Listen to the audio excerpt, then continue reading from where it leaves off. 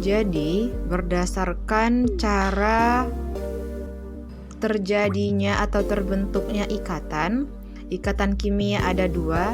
Yang pertama ikatan ion dan yang kedua ikatan kovalen. Ikatan ion dikatakan juga ikatan elektrovalen. Di sini merupakan ikatan yang terjadi antara ion positif dan ion negatif dengan cara serah terima elektron. Nah, kita ketahui ion positif ini merupakan ion yang berasal dari logam. Sedangkan ion negatif berasal dari non-logam. Berarti bisa dikatakan ikatan ion ini dia itu dari unsur logam dan unsur non-logam. Kita buat contohnya. Di sini ada Na sebagai logam dan Cl sebagai non-logam. Kalau kita konfigurasikan, ini kan Na itu dia 11 berarti 281. Sedangkan Cl itu 17, ini berarti 287. Nah, kalau kita jadikan ini sebagai ion, karena si Na memiliki satu elektron terakhir, maka dia cenderung untuk melepas, berarti Na positif 1. Sedangkan Cl itu dia ada 7, berarti kalau dia 7 cenderung untuk menarik elektron agar 8, sehingga si Cl ini hanya membutuhkan 1 elektron, berarti Cl-nya negatif 1. Nah, antara inilah yang akan kita ikatkan. Jadi Na dia itu memiliki 1 elektron valensi, ditambah Cl yang memiliki 7 elektron valensi. Caranya 1 buat di sini, 3 lagi berpasangan. Kenapa seperti itu? Agar yang satu ini menemukan pasangannya dari unsur yang lain. Jadi seperti inilah kita dalam membentuk struktur Lewisnya. Maka si Na akan memberikan kepada si Cl elektronnya, sehingga terbentuklah dia Na yang sudah memberikan elektron menjadi positif, sedangkan si Cl yang sudah menerima elektron dari si Na menjadi Cl negatif, sehingga hasilnya NaCl. Inilah dia hasilnya, NaCl. Lalu contoh yang kedua ada si Ca.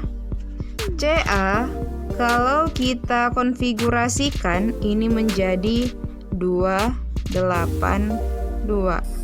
Sedangkan si Cl kalau kita konfigurasikan sama ya, 287.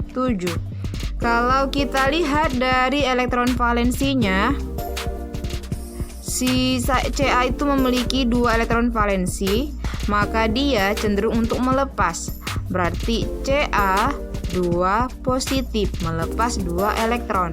Sedangkan si Cl seperti yang tadi, dia memiliki 7 elektron, sehingga hanya membutuhkan 1 elektron, sehingga dia menjadi Cl negatif. Kalau kita buat berupa struktur Lewisnya, maka si Ca itu memiliki 2 elektron yang akan dilepas, 1, 2. Kemudian si Cl itu memiliki 7, berarti di sini 1, yang 3 lagi berpasangan, ya kan? Jadi pas 7. Ini harus menerima 1 di sini. Dan kalau kita lihat, ini kan nggak mungkin. Ini kemari cuma 1 lagi kemana?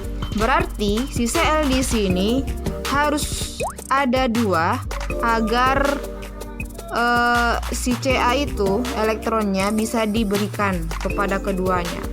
Maka ini Ca memberikan 1 ke si Cl, 1 lagi ke Cl yang lain. Jadi si Ca membutuhkan 2Cl agar elektronnya bisa dilepaskan kedua-duanya. Jadi kalau kita buat ke ionnya, Ca yang sudah melepas 2 elektron akan menjadi Ca2 positif.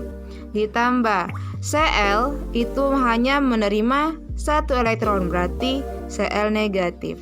Di sini ada berapa sih Cl? Ada 2, diperlukan 2. Berarti hasilnya menjadi CaCl2.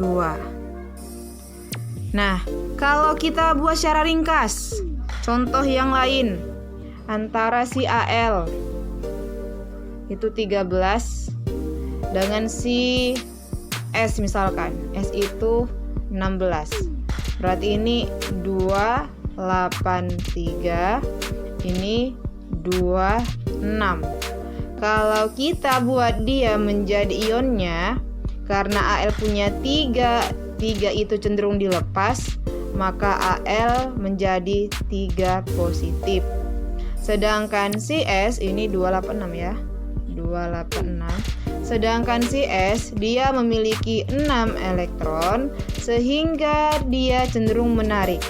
Agar 8 seperti kita pelajari kemarin, dia butuh 2 elektron sehingga dia menjadi S2 negatif. Caranya biar cepat, Al3 positif ditambah S2 min menghasilkan.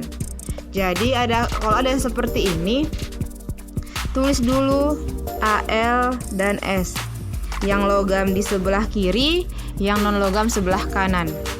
Nah, yang 2 itu berikan ke si Al, berarti Al-nya ada 2. Yang 3 berikan ke si S, maka S-nya ada 3. Jadi muatannya itu kita silang. Jadi hasilnya Al2S3. Nah, di sini Al-nya ada 2, berarti koefisiennya ada 2. Yang ini S-nya ada 3, berarti S di sini kita kali 3. Seperti itu. Jadi kalau misalkan kita buat lagi secara umum, ininya ya, reaksinya.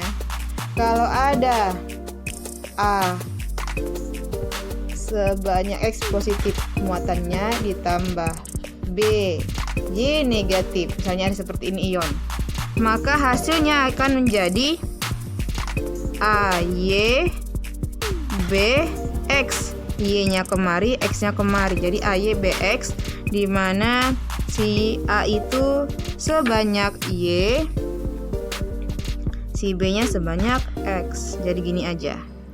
Y X dan seperti juga Y X. Inilah dia rumus dari senyawa ionik dari ikatan ion.